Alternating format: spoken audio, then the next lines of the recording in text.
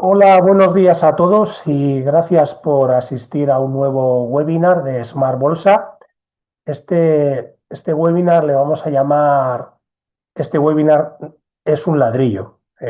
Vamos a hablar de la inversión inmobiliaria, porque en España nos encanta el ladrillo, como todos sabemos, y sabemos por estadísticas que somos uno de los países donde la mayor parte del patrimonio está invertido en inmobiliario, mucho más que en otros países de nuestro entorno.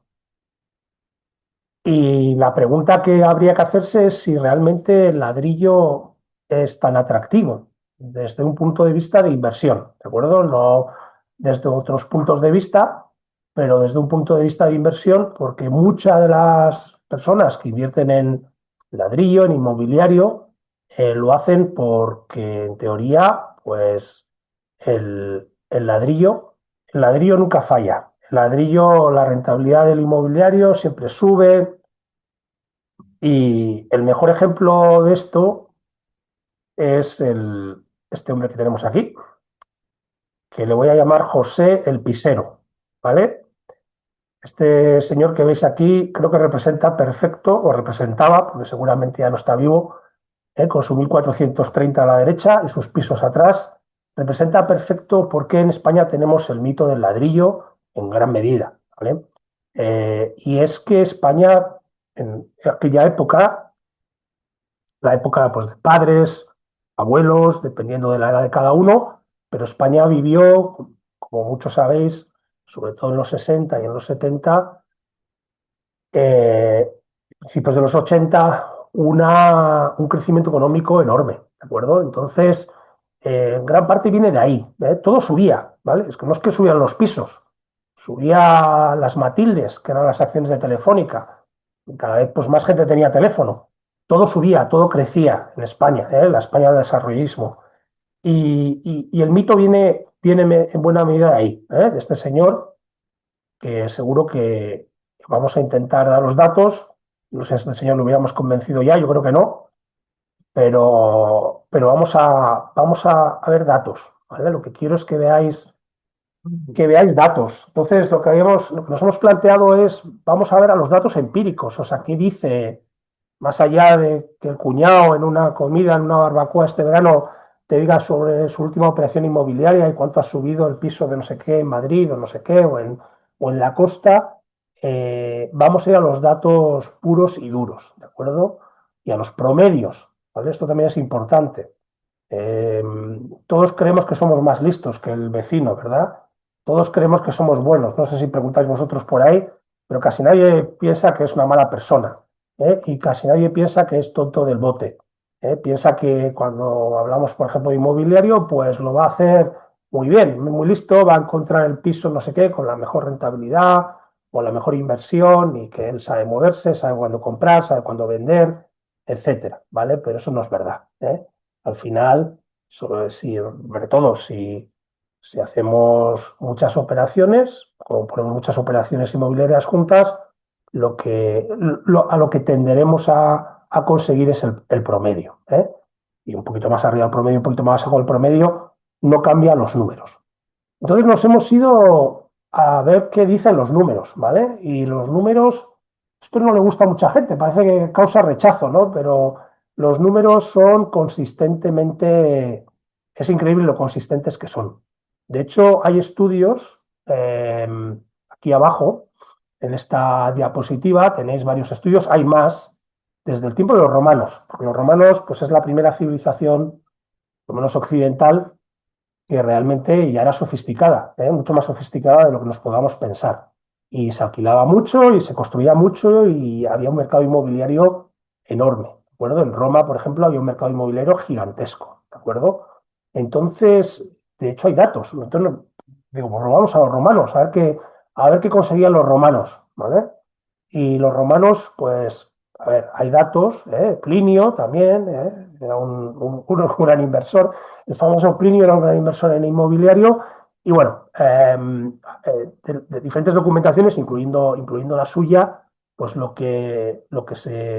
digamos, lo que era el promedio de alquiler, lo que aspiraba un propietario en Roma, en la época del Imperio Romano, pues eran, sobre todo hay datos para Roma, claro, eran rentabilidades brutas entre el 4 y el 6%, ¿de acuerdo?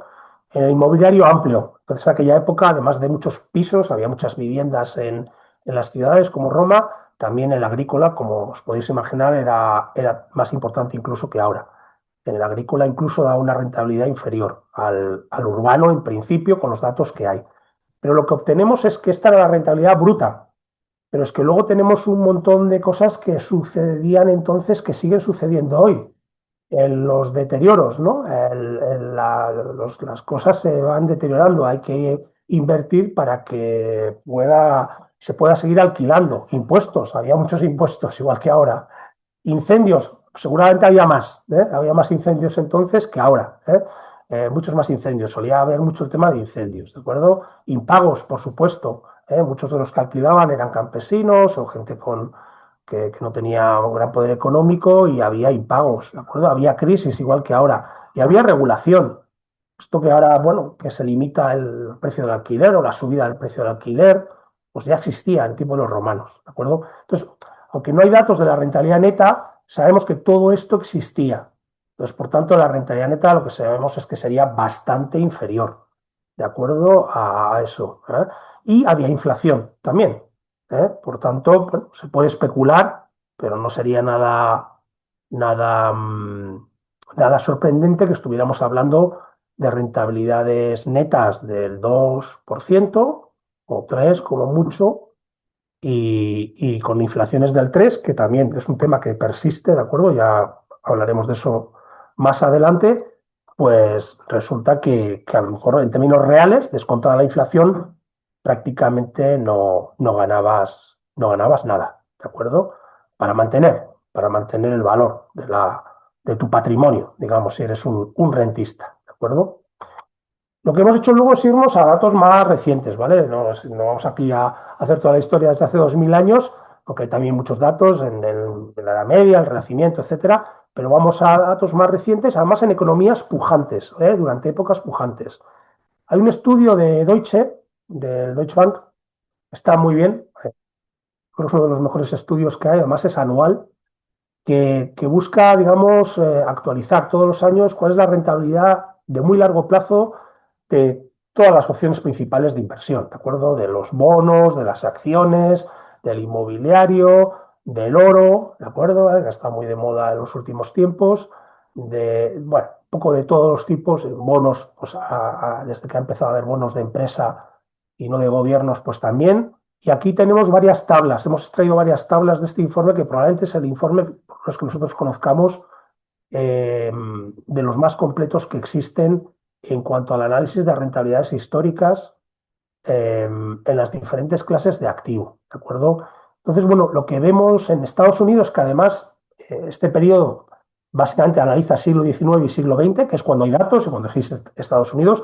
Recordemos además que Estados Unidos es una economía pujante, ¿de acuerdo? Es una economía que en estos 200 años, como todos sabremos, pues lo ha hecho bien. O sea, no estamos cogiendo un ejemplo de una economía, por ejemplo, que haya tenido épocas muy malas, como por ejemplo China, ahora que está muy pujante, pero China ha tenido épocas muy complicadas, ¿no? En el siglo XX, con muchas guerras, con desempeño económico muy pobre, ¿no?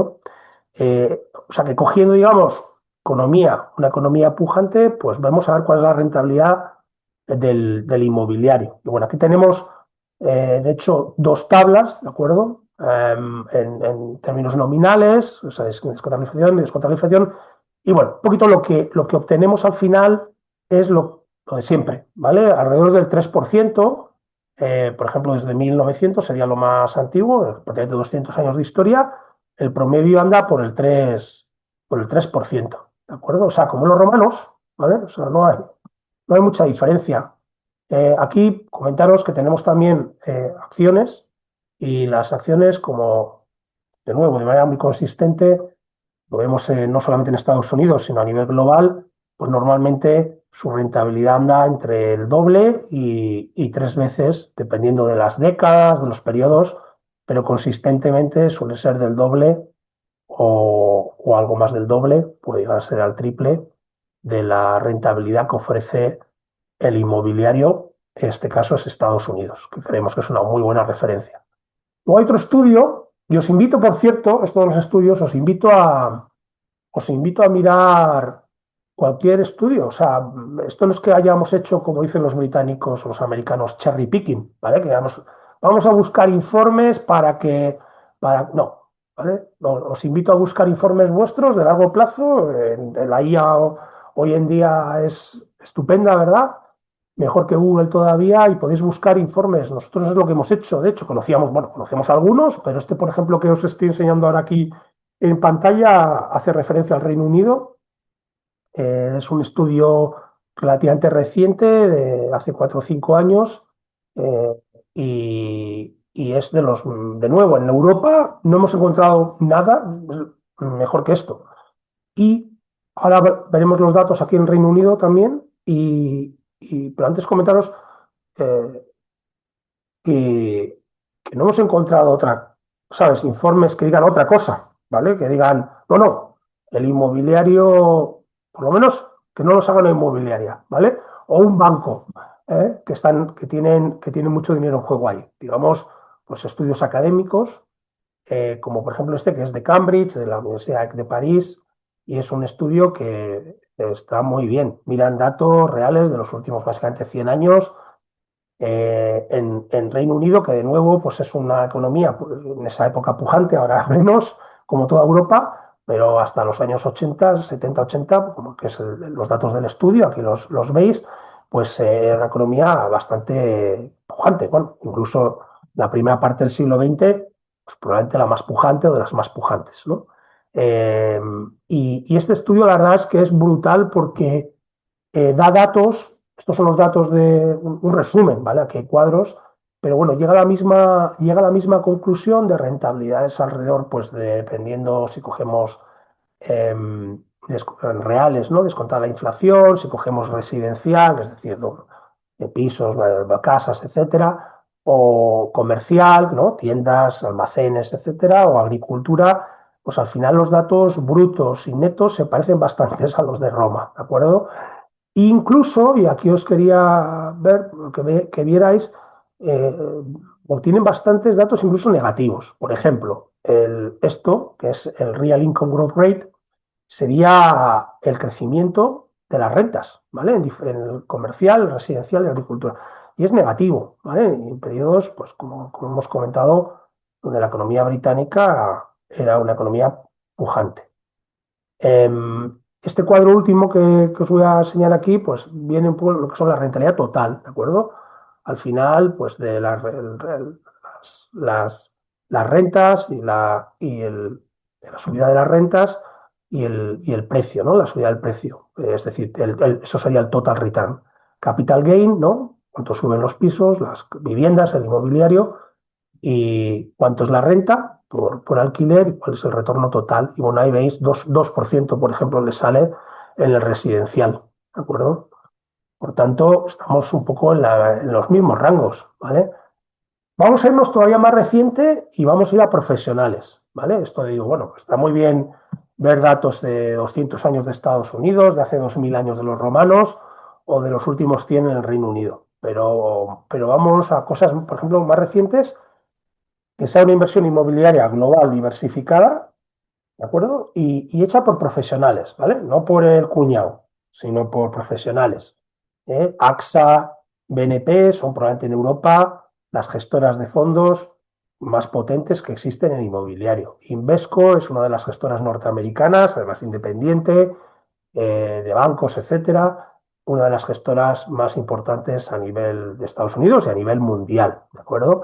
Y estos son algunos de sus fondos estrella, ¿vale? El AXA Edificanti es muy conocido para los profesionales del sector, tiene un historial muy largo y creo que es el fondo inmobiliario de los más grandes que existen en el mercado.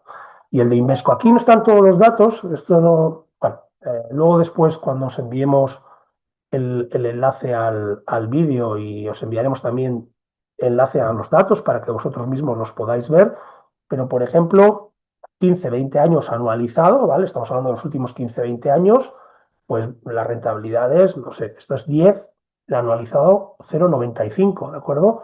Teniendo en cuenta que este fondo puede tener una comisión del 1,5 anual, pues estamos hablando que la cartera bruta de edificios de AXA, y ahí está muy diversificado, ¿vale? Tienen de todo, tienen oficinas, centros comerciales, promociones de residenciales, etcétera.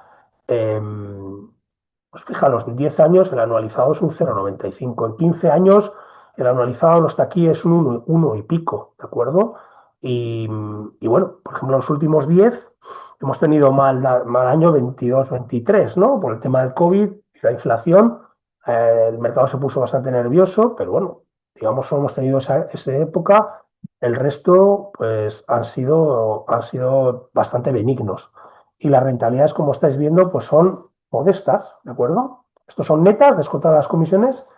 Fijaros, esto no es una inversión global diversificada, pero es muy local y nosotros que estamos en el sector, pues nos vienen muchas ofertas. Una de las ofertas que ha venido al inmobiliario profesional ha sido el tema de residencias de estudiantes, por supuesto, también ha venido el tema de residencias de personas mayores, bueno, un montón de cosas. Pero el de residencias de estudiantes ha estado muy, muy de moda. Y hay una gestora española, Renta 4, que también tiene un banco, que básicamente ha invertido se suponía, en el mejor fondo, ¿vale? Ese fondo que veis ahí, Residencias de Estudiantes Global, ha invertido realmente todo su patrimonio desde hace más de 5 años en un fondo de una gestora especialista en este tema, que son residencias de estudiantes en todas partes, ¿de acuerdo?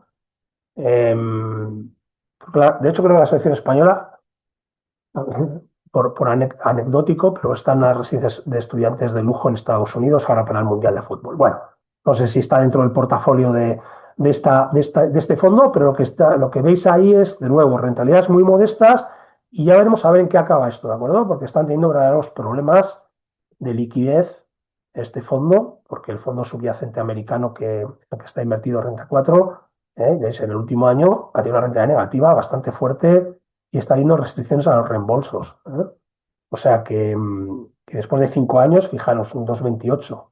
Y tiene pinta de que el plazo de inversión, que es 10 años, no tiene buena pinta a día de hoy, ¿de acuerdo? No tiene buena pinta. Bueno, después de todos estos datos, o sea, empíricamente yo creo que no hay duda. Os invito de nuevo a buscar por ahí. A ver si buscáis informes no sesgados que os digan la rentabilidad del inmobiliario en promedio, histórica en promedio. Y vais a encontrar que si encontráis algo que diga lo contrario, os encantados de verlo. Pero no hemos hecho cherry picking, ¿de acuerdo? Hemos hecho lo que había, que entendíamos que eran los datos más fiables, de más largo plazo, hecho por gente solvente y sin conflictos de interés, ¿de acuerdo? Entonces, con los datos en la mano, yo creo que el siguiente paso que habría que hacer, ¿no? Es ¿por qué? ¿Por qué? Como el niño del por qué. Los niños de estos son un poco más talluditos algunos, pero bueno, entre 4 y 6 años parece que todo el día los niños preguntan el por qué, quieren saber por qué. Yo quiero también saber el por qué. ¿Por qué la rentabilidad del inmobiliario es esa? Desde el tiempo de los romanos se mueven esos rangos relativamente modestos, básicamente para cubrir la inflación, ¿no? Para que tu patrimonio no pierda valor, pero poco más, ¿vale? Poco más. Y a ver si lo consigo. Creo que esto es no lo he visto por ahí, explicarlo de esta manera. ¿Por qué la bolsa tiene esa rentabilidad histórica del 7, 8, 9%? Hay muchas explicaciones y buenas explicaciones, pero la diferencia entre el inmobiliario y la bolsa global, eh, no he visto esta explicación y a ver si consigo explicarla bien, porque lo mío no es la enseñanza, pero bueno. Eh, a ver, imaginaros un edificio o un grupo de edificios, ¿vale? Y imaginaros que sois un propietario que busca la inversión puramente inmobiliaria. Entonces, tenéis unos edificios de oficinas y cobráis una renta, ¿vale? Y luego tenéis que mantener el edificio de oficinas. Obviamente también tenéis que, bueno, todo el tema de los impagos, las vacantes, los gastos, la regulación, todo eso, obviamente lo tenéis que sufrir igual que cualquier otra inversión inmobiliaria, ¿de acuerdo? Entonces tendréis una rentabilidad bruta y una rentabilidad neta cuando se hacen bien los números, ¿no?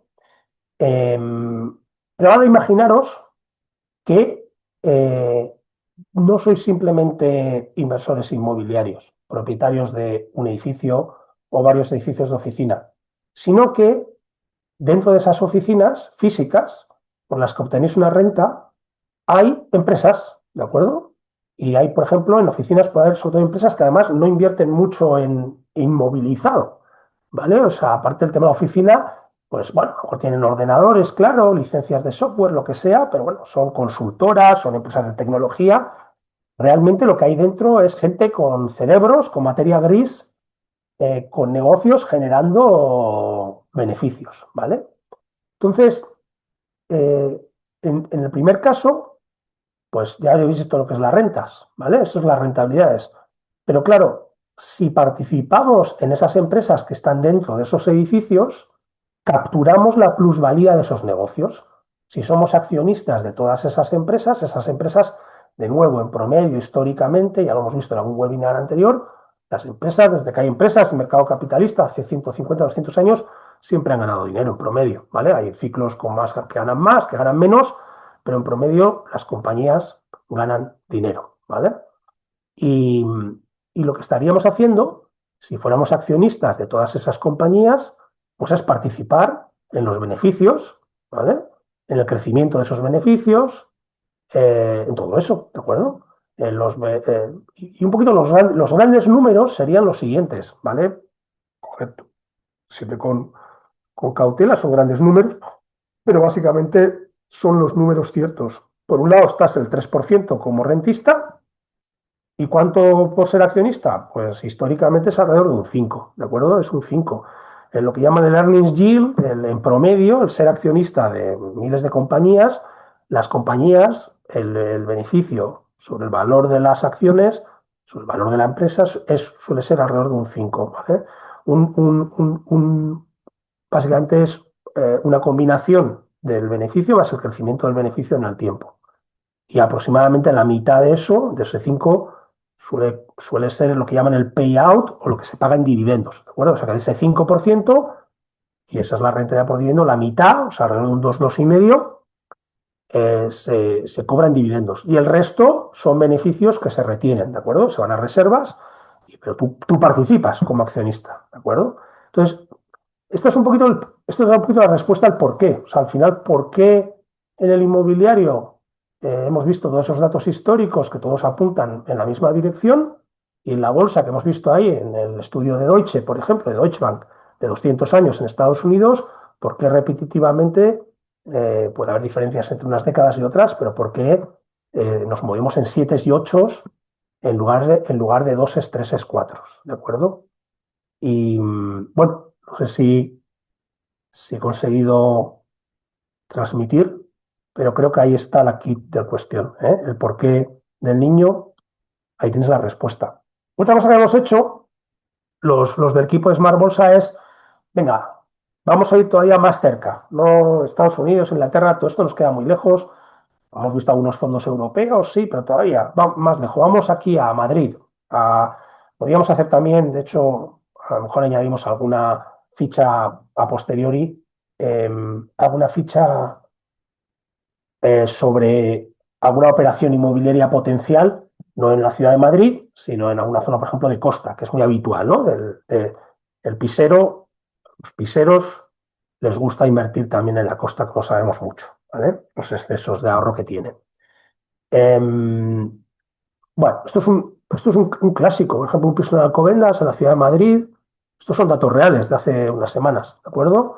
Analizamos la operación y al final, bueno, pues hemos calculado que la rentabilidad neta real no está bien ahí, pone bastante menor, pero bueno, la rentabilidad neta va a estar, pues, de nuevo, alrededor del 2, 1,5, ¿vale?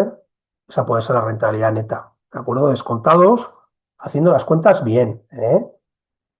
Esto una cosa que me sorprende mucho siempre que me sorprende mucho es, por ejemplo, cuando se habla con respecto a la inversión en otras cosas, en bonos, en acciones o en fondos de inversión que invierten en acciones y en bonos, es precisamente que esta es una de las pocas inversiones que cuando vas con los 323, no son 323, os recuerdo que es un 10% más. O sea, de entrada ya estáis palmando 32.000 euros, ¿vale? No estáis invirtiendo 323, estáis invirtiendo 350.000 euros. Es como si estuvierais teniendo ya 30.000, ¿vale? O sea, ya empezáis con una minusvalía del 10%. Imaginaos esto en fondos de inversión, ¿de acuerdo? Eso no pasa en los fondos de inversión de bolsa. Tú entras y si inviertes 323.000 euros, estás empezando a generar rentabilidad desde el primer euro de los 323.000 euros. Pero bueno, aquí tenéis costes, hemos hecho los cálculos para un piso en Alcobendas de 80 metros cuadrados, tal. Bueno, resumidas cuentas, eh, es una rentabilidad de nuevo en línea con el histórico. Yéndonos al lujo, pues el lujo incluso es peor, ¿vale? El lujo incluso es peor, nos da una rentabilidad brutal del 3,26 y neta también pues baja. Y bueno, tienes la revalorización, pero de nuevo, pues probablemente si compras un piso ahora en Chamberí a 10, 15, 20 años vista, en un barrio caro de Madrid, pues tu rentabilidad proyectada seguramente va a ser bastante modesta, probablemente para cubrir la inflación o algo más, pero, pero esa es la realidad si invertimos a largo plazo. Claro, a la gente le gusta contar peliculitas, ¿no? De compré no sé qué, tal, ha subido no sé cuánto. Esto es está pasando ahora mucho en España, ¿no? En determinadas zonas de España, pero no nos olvidemos que hubo caídas del 50% entre 2008 y 2012 y que hay muchas zonas de España donde todavía no se ha recuperado el precio de entrada. O sea que imaginaos la rentabilidad, son catastróficas, ¿eh? Entonces hay que hacer promedios. Vamos a terminar, lo que quedan algo, 2 o 3 minutos. Vamos a terminar un poco también con algunas reflexiones, ¿no? Creo que son importantes. Vistos los datos, eh, y yo entiendo que a la gente le pueda gustar el ladrillo, y el ladrillo no, el patrimonio de una persona, una familia, no hay que demonizarlo, como dicen los políticos, ¿no? Pero si tienes excesos de ahorro, etcétera, que ya tienes tu piso, tu vivienda para vivir, lo que sí se puede criticar es más ladrillo, viendo las rentabilidades que se obtienen. O sea, como inversión, más ladrillo tiene sentido. Y nosotros, bueno, vemos bastante claro que tiene poco sentido concentrarlo todo en ladrillo cuando además las rentabilidades son inferiores, ¿vale? Entonces, bueno, liquidez. Problemas del inmobiliario, además, que hay muchos, pues liquidez. Lo sabemos, no es tan fácil vender una vivienda, a veces puede ser muy complicado, ¿vale? Concentración, siempre lo digo. O sea, encima estás comprando un piso en un país, una ciudad, en un barrio, un edificio, eso no es diversificar, ¿sabes? Puede irle muy mal a ese país, a esa ciudad, a ese barrio, eh, puede irle muy mal. Y usted, ¿sabes? Una inversión inmobiliaria en un sitio concreto de España, por ejemplo, pues no es una diversificación inteligente desde un punto de vista de diversificación. Luego está el coste de oportunidad, por supuesto, como hemos visto. Todo ese dinero que estás metiendo ahí, no lo estás no, obviamente no lo estás dedicando a otras cosas potencialmente más rentables.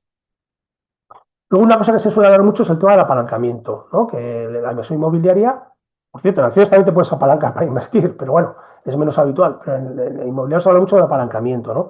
Pero cuidado con el tema del apalancamiento, es decir, el financiar, ¿no? El tener, al final, tú vienes con 50, 80, 100 y te financian el resto. Bueno, cuidado porque el apalancamiento y la financiación puede ser extraordinariamente peligrosa cuando va en tu contra. O sea, la gente habla siempre cuando va positivo, pero es que cuando va en negativo, pues, aquí no hemos hecho números concretos, pero bueno, se puede hacer números en Excel bastante sencillos y es tremendo, ¿eh? Y por eso hay tantas promotoras que quebraron, o que han quebrado y que siguen quebrando. Cuando vienen mal dadas, cuando vienen ciclos inmobiliarios malos, suele tener que ver fundamentalmente con el apalancamiento, ¿no?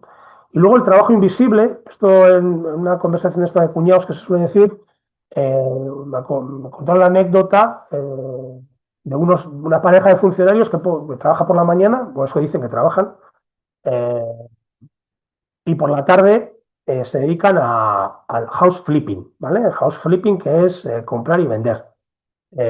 O sea, comprar, reformar y vender, ¿no? Y joder, el dinero que ganan por las tardes, que estos años, bueno, pues al final, si rascas, haciendo el Excel, en estas cosas también, si rascas, pues bueno, también podrías decir, bueno, y todo ese tiempo que se dedica, que es muchísimo, a todo ese trabajo, eh, sea de casero o sea este caso anecdótico del house flipping, pues y si estos dos funcionarios trabajaran los dos por la tarde a tiempo parcial, a lo mejor se estaban sacando 2 o 3 mil euros, 4.000 euros al mes cada uno entre los dos. Durante 10, 15 años, esos son 300, 400, 500 mil euros, y a ver si en 10 años, comprando y vendiendo pisos, se han sacado ese dinero, ¿vale? Esa es una reflexión que se podrían hacer y que seguramente no se hacen. O sea, cosas que te guste, ¿vale? Pero todas estas cosas, el trabajo invisible del casero o del pisero, pues no se tiene en cuenta en muchas ocasiones, ¿vale? Y creo que hemos llegado hasta el final, ¿vale? Aquí no es demonizar, como dicen los horribles políticos con sus horribles expresiones, no es demonizar el ladrillo. De hecho, en una cartera, bueno, en patrimonios muy grandes tiene sentido tener inmobiliario, ¿de acuerdo? Hay ciclos, cuando veáis luego la presentación, los que queráis verla, el estudio este americano de los 200 años, pues oye, hay décadas donde la bolsa no gana ese 8%, a lo mejor gana un 4, un 5 anual, ¿no? Y otros donde les va mejor. Y hay épocas donde a lo mejor los bonos o el inmobiliario pueden tener una rentabilidad bastante en línea, ¿de acuerdo? Y puede tener sentido. O sea, de lo que realmente somos muy críticos es de la concentración que hay en ladrillo cuando no tiene mucho sentido si lo vemos desde un punto de vista de inversión, ¿de acuerdo? De plazos, de liquidez, de rentabilidad, pues a mí desde luego no me salen las cuentas, ¿eh? A mí no me salen las cuentas y a muchísima gente que lo analiza bien, creo que coincide, ¿vale? Entonces, nada, os enviaremos la presentación con alguna documentación para que podáis vosotros trastear más o si sois que haríais bien siempre en ser escépticos sobre lo que os acabamos de contar. Os invito a hacer vuestro propio análisis y encantados nos escribís a BSmart, nos retáis, nos decís, no, estás mintiendo, Juan Manuel, y yo encantado de discutir con vosotros el tema de la inversión inmobiliaria versus inversiones globales en bolsa ampliamente diversificadas. Así que nada, gracias a todos por vuestro tiempo y hasta la próxima.